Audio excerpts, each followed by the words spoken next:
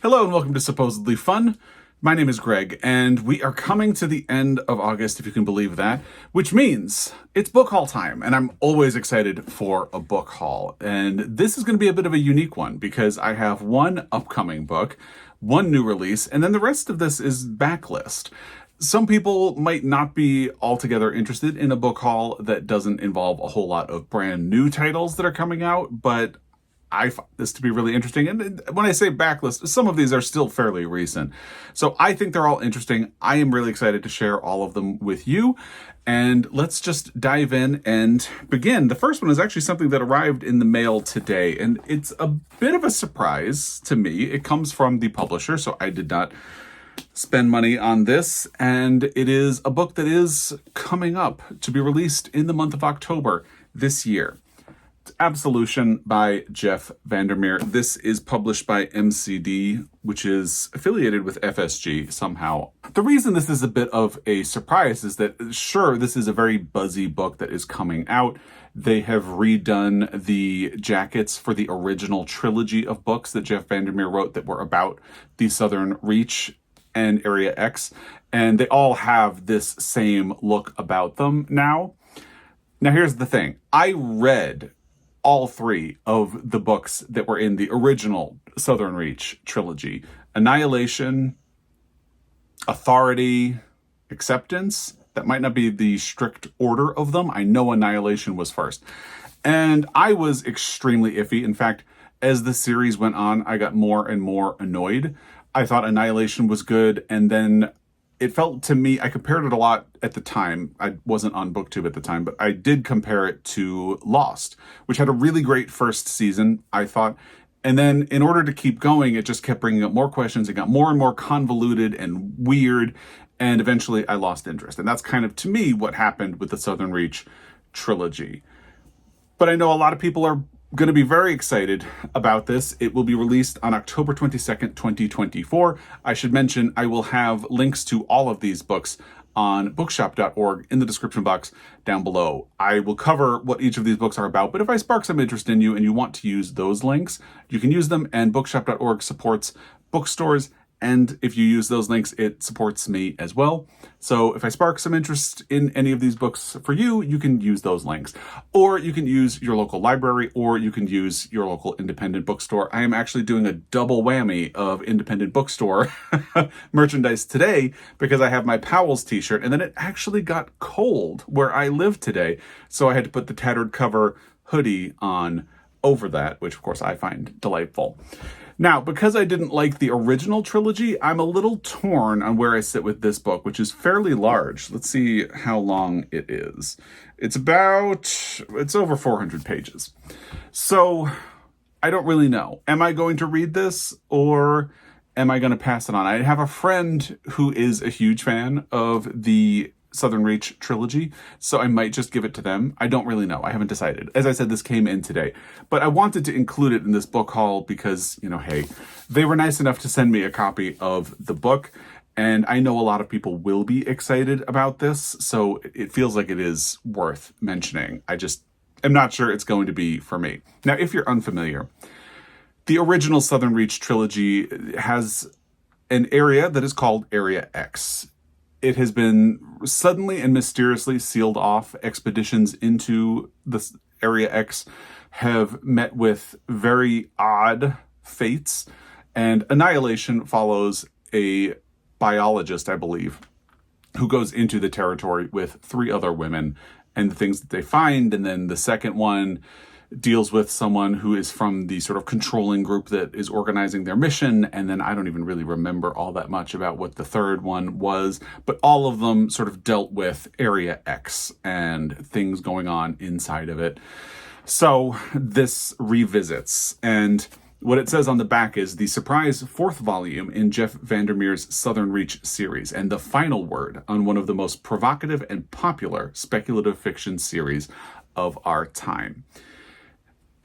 I admit, you got to kind of take that declarative final word part with a grain of salt, because originally it was a trilogy, and now, hey, there's a 4th volume. They even refer to it as a surprise 4th volume. So is it the final word? Who knows? And I'll skip a lot of the description of the book in the inside flap of the advanced reader's copy and just say that structured in 3 parts, each recounting a new expedition, Absolution is a brilliant, beautiful, and ever-terrifying plunge into unique and fertile literary territory. There are some long-awaited answers here, to be sure, but also more questions and profound new surprises. It is the final word on one of the most provocative and popular speculative fiction series of our time. So there you go.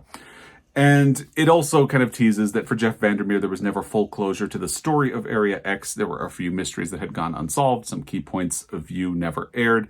There were stories left to tell. There remained questions about who had been complicit in creating the conditions for Area X to take hold, and so on and so forth. So if you are familiar with the original series and read them and enjoyed them, this is sort of a gimme for you. I'm sort of at the opposite. I did read the original trilogy and I wasn't that big of a fan, so I don't really know if I'm going to ultimately read this book or not, but it is something that came into my possession in the month of August. And again, thank you to FSG and MCD for that. Let me know if you're interested in this book and what you think of it, especially for someone who's not a fan, because I feel like I have a lot of other things that I would probably prioritize before I would think about getting to this book. Now, in all of my book hauls, I like to read a little bit from the opening. There is a photo. Should I show it? Let's show it. Why not? Let's be daring. There you go. There's a little tease into the inside of this book. Chapter 1 is called The Biologists. Once, the story went, there had been biologists on the Forgotten Coast, in numbers so great that the ground shook in the aftermath of their passage. Eager men and women who, without warning, bestrode the terrain like conquerors, sent by unknown forces in the government and funded by money that came in the form of buried gold bars that could not decay or devalue like the money kept in banks. Which is why the conspiracy theorists at the village bar claimed the biologists had been so stooped and weighted down when they arrived. Their packs had been full not of supplies, but of gold. That is the beginning of Absolution, the new book in the Southern Reach series now. It's not a trilogy anymore. And I'm hesitant to label it as 4 because, as I said, this was a surprise. So who knows? Maybe the series will continue from there. And if you're excited about it, let me know. I don't know. I will probably end up giving this to a friend who is a big fan of the series.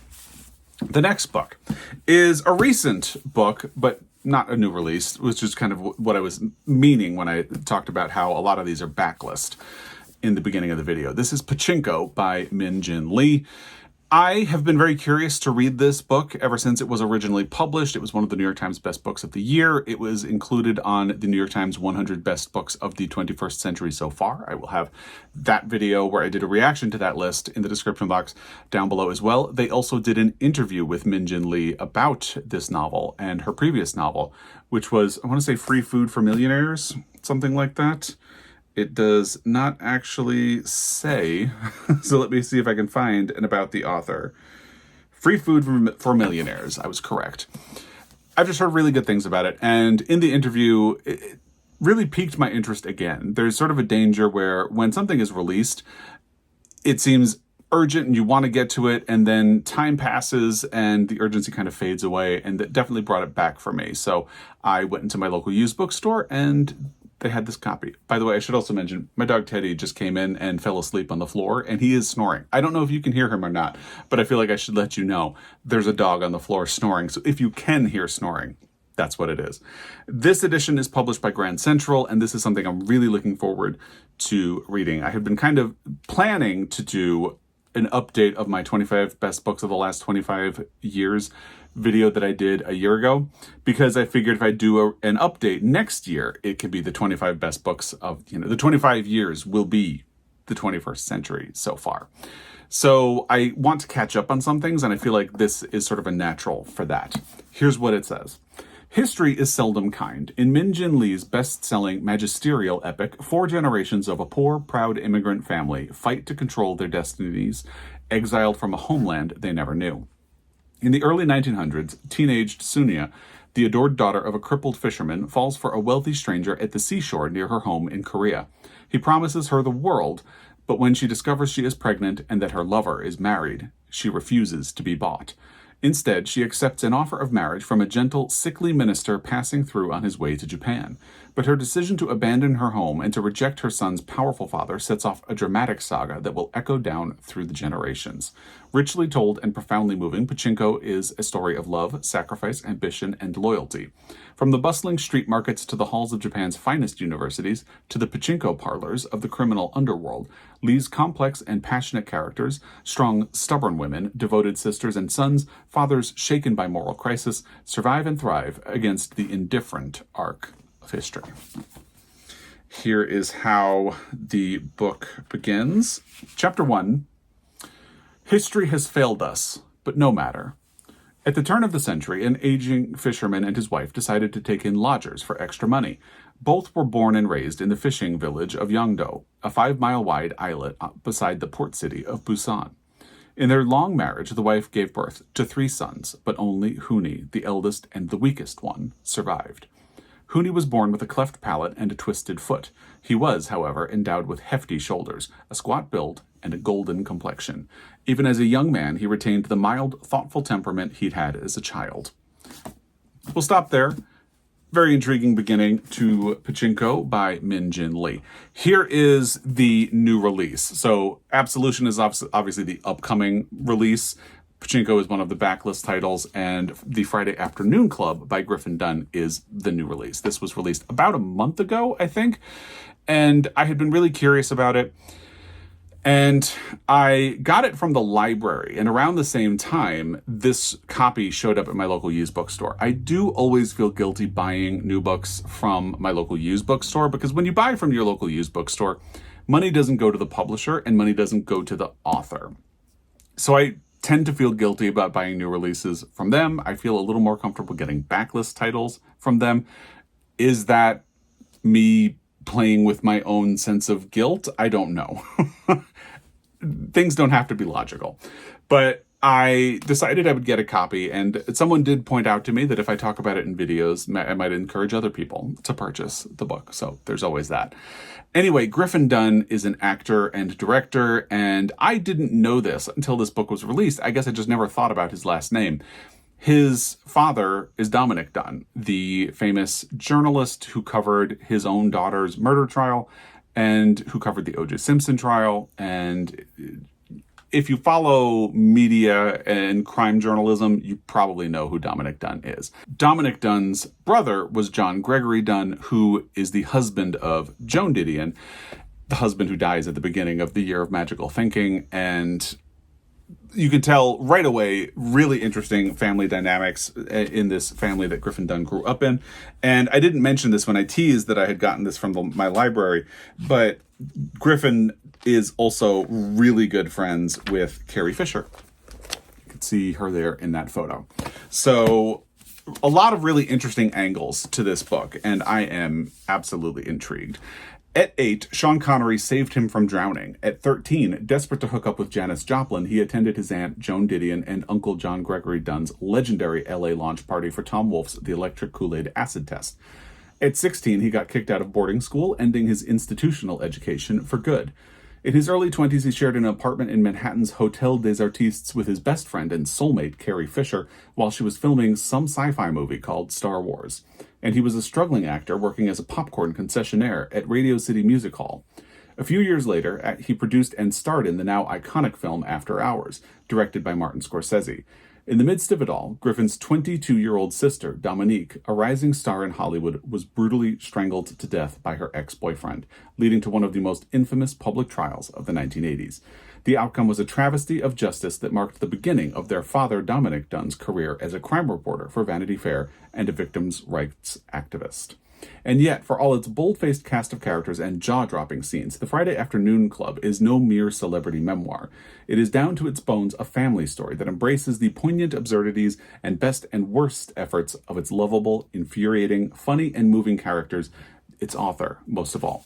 Now, I admit, I am always much more likely to listen to nonfiction books on audio. It's just kind of the way I work. And I believe Griffin Dunne himself narrates the audio, so it's kind of like a gimme. So I will probably still read this on audio, but as soon as I saw it at my local used bookstore, I figured this is a book that I am probably going to want to own a copy of because, I mean, the photos alone are pretty cool.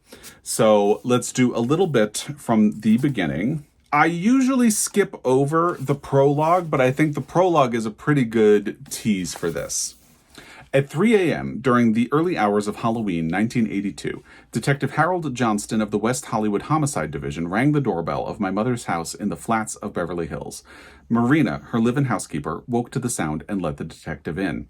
She expected she'd have to disturb Mrs. Dunn's sleep, but when she led Johnston into her bedroom, the lights were on and Mom was already sitting up in bed, bracing herself for news that is never good at that time of night. That is The Friday Afternoon Club by Griffin Dunne. I am looking forward to reading that.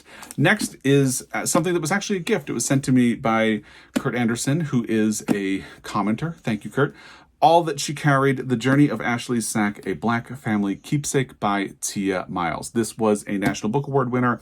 It, through a quirk of publishing dates, was also up for the Women's Prize for Nonfiction this year.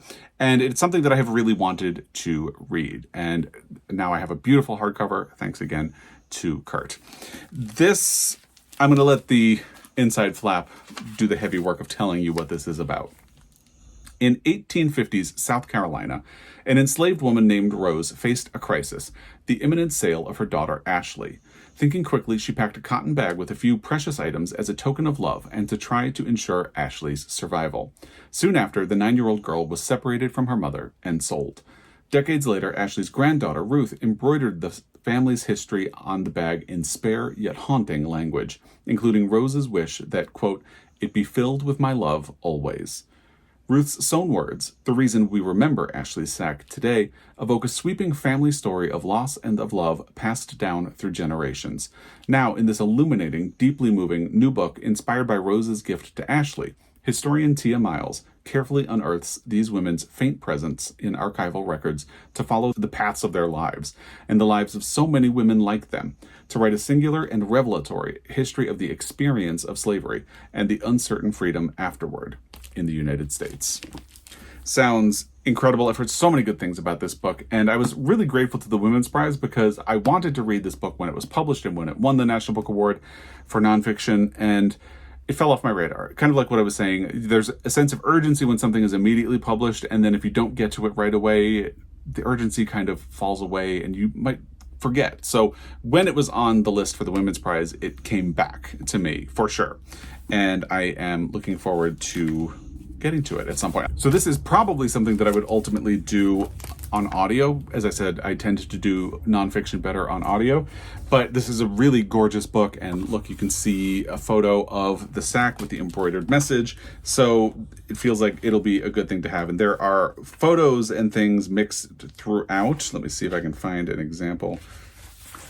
There's another. So it is a beautiful, beautiful book, and I'm very glad to have it in my collection.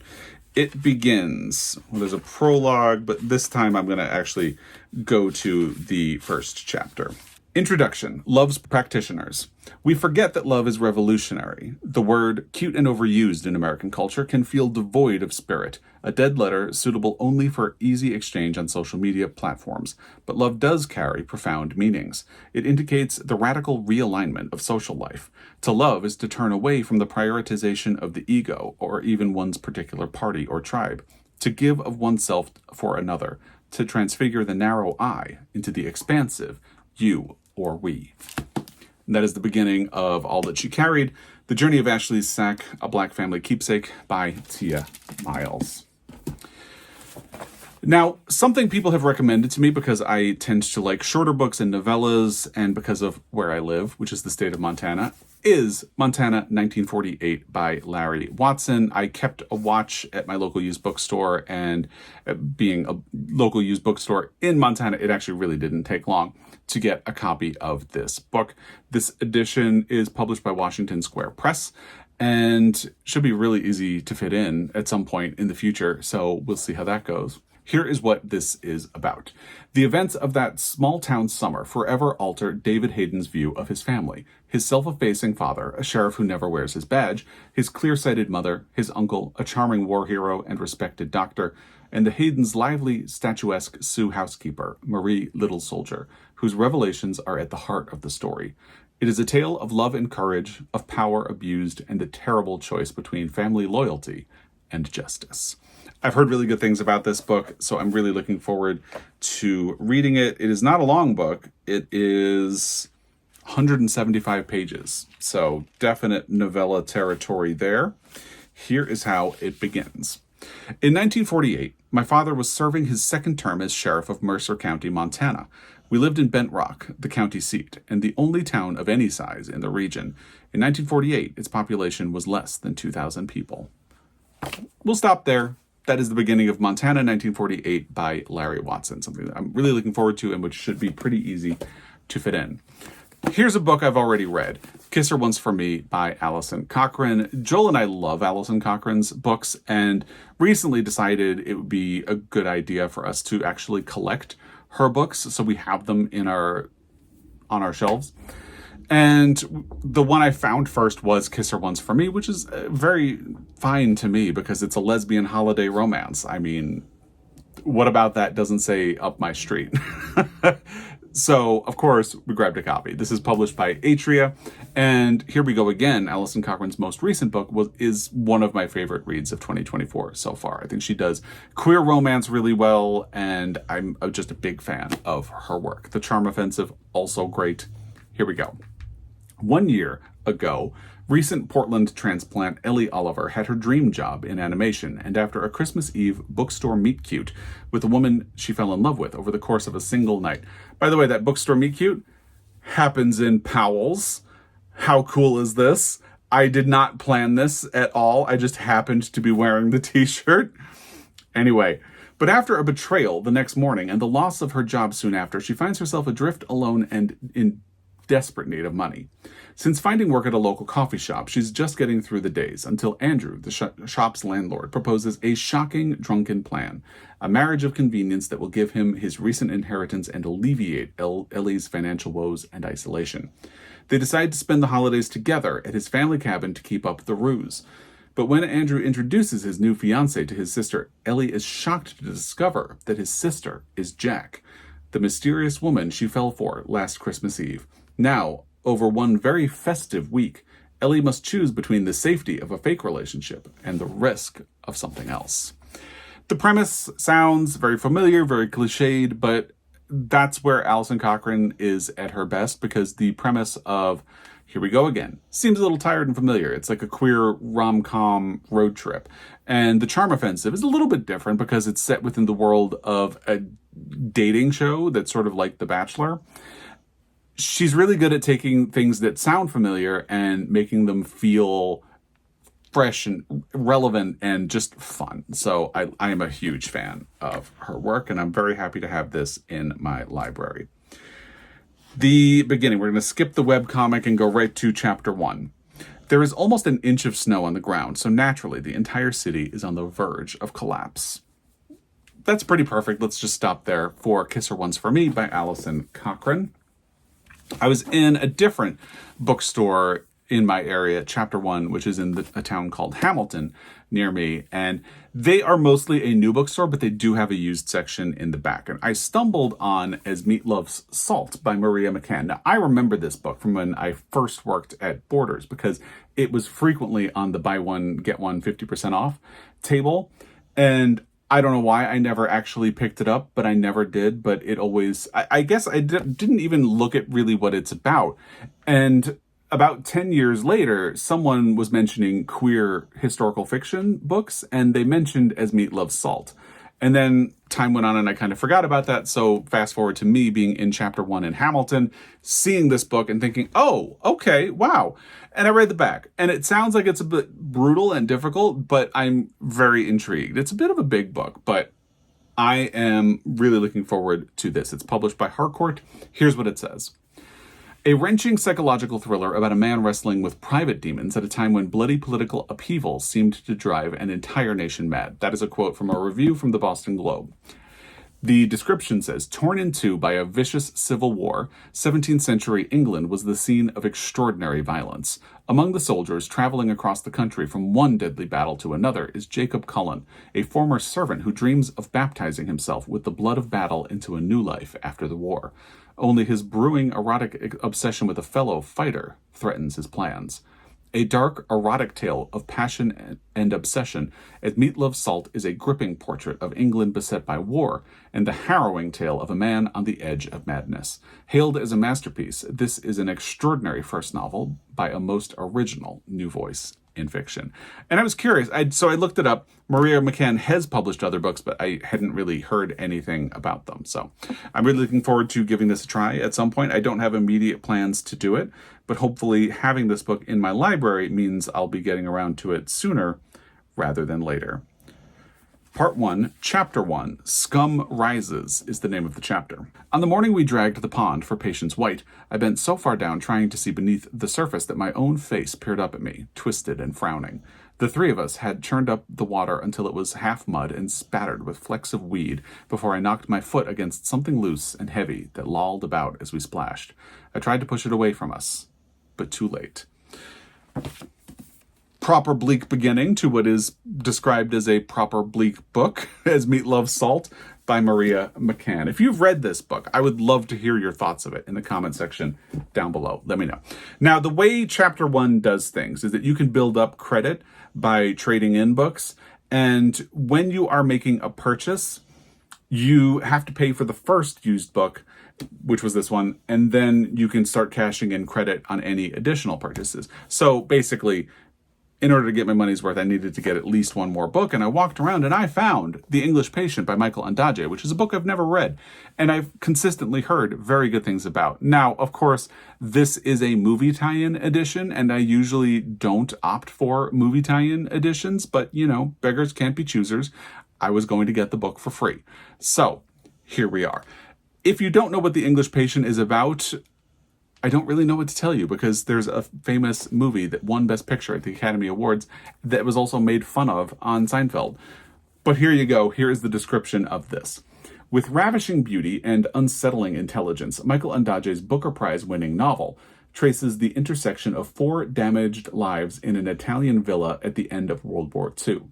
Hannah, the exhausted nurse, the maimed thief Caravaggio, the wary sapper Kip, each is haunted by the riddle of the English patient, the nameless, burned man who lies in an upstairs room and whose memories of passion, betrayal, and rescue illuminate this book like flashes of heat lightning.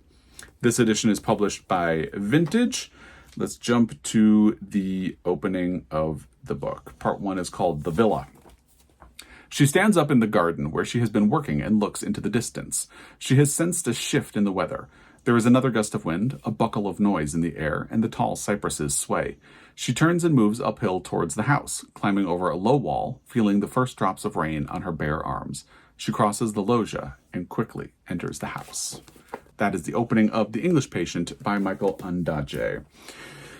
Cruising along. So, outside of used bookstores, I was walking Teddy, my dog, who is now asleep on the floor next to me, with Joel at Fort Missoula. And sometimes they have book sales. For whatever reason, on this day, they happened to have boxes and boxes of books out for free. A lot of them were like dated 80s business manuals and things like that, so there was not a whole lot of interest there, but I did find a copy of Wide Sargasso Sea by Jean Rhys. I believe it. I keep wanting to say Jean Rhys as if it's Jean Valjean, but I think it's probably Jean Rhys. If you know, correct me in the comment section down below, please. And this jacket for this old edition of it says the best living English novelist. So there you go. This, of course, has ties to Jane Eyre. Here's what it says. With Wide Sargasso Sea, Jean Rhys, one of the most extraordinary novelists of our time, has dazzled the world with her greatest, most unforgettable triumph. This story of a beautiful young heiress and the man who ultimately destroyed her combines a brilliantly colored, exotic tropical setting with a razor-sharp dissection of a woman's heart and mind. From its dreamlike opening to its nightmare climax, it is an utterly enthralling tale told with unique magic and spellbinding power. When I worked at Borders, this was frequently on the list of recommended summer reading for a local high school, and for whatever reason, I never really took it seriously, but then people just started telling me, oh my God, that's an amazing book. So I kind of had it in my mind to read it at some point. This is not the best edition, but it is readable. So, hey, it could certainly work. And I got it for free. So you really can't complain about that. There is an introduction. Let's skip to part 1. They say when trouble comes, close ranks. And so the white people did. But we were not in their ranks. The Jamaican ladies had never approved of my mother, because she pretty like pretty self, Christophine said. Let's stop there. That's the beginning of Wide Sargasso Sea by Jean Rhys, or Jean Rhys. I don't know. Let me know in the comment section down below if you've read that too, not just to correct me about the name. Now let's move to 2 books that come from the Pulitzer family of authors. First is Larry McMurtry with Moving On. Someone at some point recommended Moving On as their favorite Larry McMurtry book, so I've been looking for a copy ever since. And foolishly, I didn't note down the name of the person who first recommended Moving On, because it's been about a year and now I don't remember. So I apologize. If it's you, please let me know in the comment section down below. I have read Lonesome Dove, which was Larry McMurtry's Pulitzer Prize winning novel, and I absolutely love that book. I have a whole video about it. I will link it down below. It's great. And I really want to read more of his books. And I have a couple of them that are actually in a very similar, paperback kind of 80s or 70s looking vibe to them. So it kind of fits right in with some of the other ones that I have. And it's a big book. It is a big book, but so is Lonesome Dove. And Larry McMurtry is a really great storyteller. I feel like Lonesome Dove could actually be longer and I would enjoy it. So I trust him. It's over 800 pages. Here's what it is about. In Moving On, Pulitzer Prize winner Larry McMurtry gives us a rich, powerful novel of men and women in the 1960s American West. Patsy Carpenter, one of McMurtry's most unforgettable characters, drifts through the honky-tonk glitz of the rodeo and desperate suburban Houston, trying to discover who she is and what she wants. Young, beautiful, quick-tongued, and charming, Patsy travels with her shiftless husband, Jim, towards a future that seems to recede with every turn in the road. Along the way, she tangles with Pete, the rodeo clown. I'm not making that up. Pete, the rodeo clown. Hank, a graduate student. Eleanor, a tough Texas heiress. And a cast of flamboyant characters only Larry McMurtry could create. This edition is published by Pocket Books, and here is how it begins. We're going to skip over the preface. Book 1, The Beginning of the Evening. Chapter 1. Patsy sat by herself at the beginning of the evening, eating a melted Hershey bar. She had been reading Catch-22, but remembered the Hershey and fished it out of the glove compartment, where it had been all day. It was too melted to be neatly handleable, so she laid the paperback on the car seat and avidly swiped the chocolate off the candy paper with 2 fingers. When the candy was gone, she dropped the sticky wrappers out the window and licked what was left of the chocolate off her fingers before picking up the book again. Odd beginning, but hey, I trust Larry McMurtry, so that is Moving On. And the final book, still in the Pulitzer family of authors, is Great Short Works by Willa Cather. I had been looking for a collection of Willa Cather short stories that would include Paul's Case ever since Sean Breathe's books mentioned Paul's Case and how it has a character who is sort of coded as homosexual, I believe. And for that reason, Joel actually found this for me when he was in Billings at work because there's a used bookstore there. And this is an old Barnes & Noble classic edition of the book. So here it is. Willa Cather is a legendary author, mostly known for My Antonia, Death Comes for the Archbishop, O Pioneers. She won a Pulitzer Prize for, oh my goodness, I am blanking on the name of the book that won her the Pulitzer. Let's see if I can find it. They only mention the same ones that I did on the back of the book. Oh, there's a postcard in the middle for Rock Creek Resort in Red Lodge, Montana. Well, there you go. Things you find in used books. So, unfortunately, I don't remember the name of the book that she won. Let me see if I can flip through quickly. And I want to say it's one of ours. I could pretty easily look. Yes, one of ours. In 1922. So there you go. Doesn't say that she won a Pulitzer for that, but that's the one. Here is the beginning of the first story in this collection, if I can ever get past the introduction and the note on the text. Eric Hermanson's Soul is the first story in the collection, and it begins, "It was a great night at the Lone Star Schoolhouse, a night when the Spirit was present with power and when God was very near to man. So it seemed to Asa Skinner, servant of God and free gospeler. The schoolhouse was crowded with the saved and sanctified, robust men and women, trembling and quailing before the power of some mysterious psychic force." Let's stop there. That is the opening of the first story in Great Short Works by Willa Cather. And that is my book haul for the month of August. If you have thoughts about any of these books, recommendations for where I should start, or anything like that, let me know in the comment section down below. If I've mispronounced the names of any of these authors and you would like to correct me, please let me know in the comment section down below. I don't know why I tend to default to French pronunciations. I don't know why. I don't even speak French. But anyway, as always, I really appreciate your time, and I will be back. Until next time, happy reading.